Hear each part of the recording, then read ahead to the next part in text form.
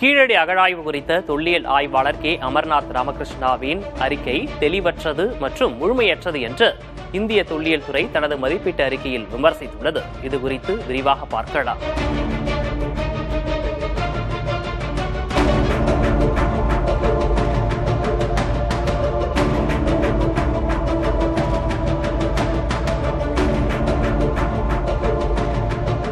கீழடி அகழாய்வு அறிக்கை குறித்த மதிப்பீட்டு அறிக்கையை இந்திய தொல்லியல் ஆய்வுத்துறையின் 5 பேர் கொண்ட நிபுணர் குழு தயாரித்துள்ளது.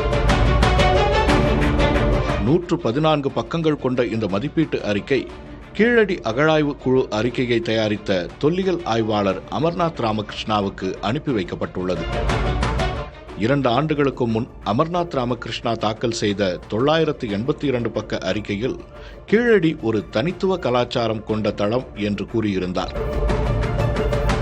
ஆனால் இந்த வாதம் கீழடியில் உள்ள மண்ணடுக்கு மற்றும் ஆதாரங்களுடன் ஒத்துப்போகவில்லை என்று இந்திய தொல்லியல் துறை குழு கூறியுள்ளது.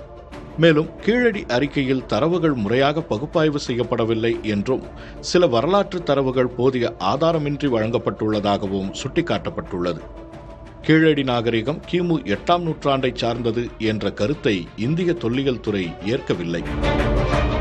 அது கிமு 300க்கு முந்தையதாக மட்டுமே இருக்க முடியும் என்று வாதிடுகிறது. நாடாளுமன்ற குளிர்கால கூட்டத்தொடரில் திமுக எம்பிக்கள் கீழடி அறிக்கையை வெளியிட மத்திய அரசு தாமதம் செய்வது குறித்து கேள்வி எழுப்பிய 3 நாட்களில் இந்த 114 பக்க விமர்சன அறிக்கை வெளியாகியுள்ளது. அறிவியல் பூர்வமான ஆவணத்தை போதிய தரவுகளின்றி அரசியலாக்குகிறார்கள் என்று மத்திய கலாச்சாரத்துறை அமைச்சர் கஜேந்திர சிங் ஷெகாவத் நாடாளுமன்றத்தில் குறிப்பிட்டிருந்தார். கீழடி விவகாரத்தில் மத்திய அரசின் நடவடிக்கைக்கு வரலாற்று ஆய்வாளர்கள் தரப்பில் எதிர்ப்பு கிளம்பியுள்ளது. 5 பேர் கொண்ட ஒரு குழு அமைக்கிறாங்க.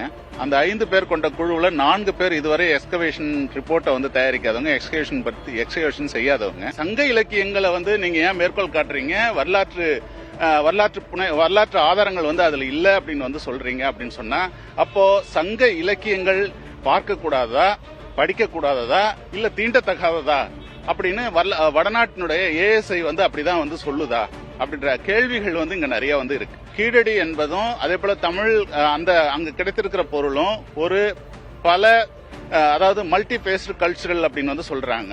அதை நீங்க நிரூபிக்காம அதை ஒரு யூனிக் கல்ச்சரல் தனித்துவம் வாய்ந்த கலாச்சார விஷயம் அப்படின்னு சொல்லிட்டு நீங்க ஏன் நிறுவுறீங்க அப்படின்னு சொல்றாங்க.